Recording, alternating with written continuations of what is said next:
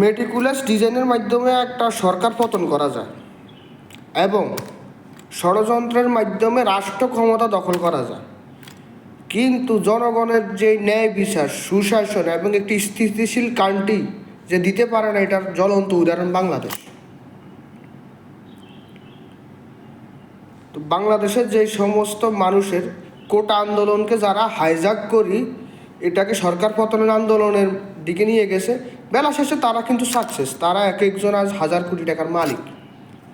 আমার সবচেয়ে বেশি দুঃখ লাগে ওই আন্দোলনে যারা এই ষড়যন্ত্রকারীদের বলির শিকার হয়েছে, স্নাইপারের গুলিতে জর্জরিত হয়েছে, ওই সমস্ত ফ্যামিলিরা কি স্বাবলম্বী হয়েছে?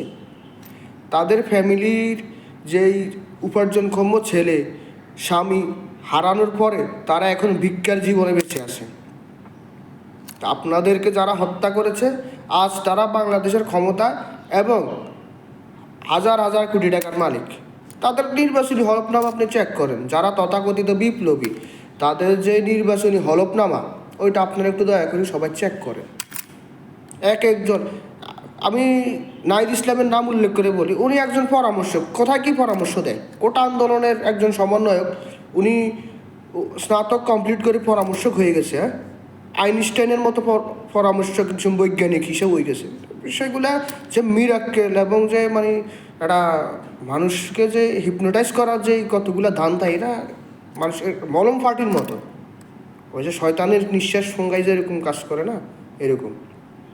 যাই হোক, আল্লাহ আপনাদের সুবুদ্ধি দেখ, আপনাদের সুবোধ উদয় হোক, এই কামনায় রইল।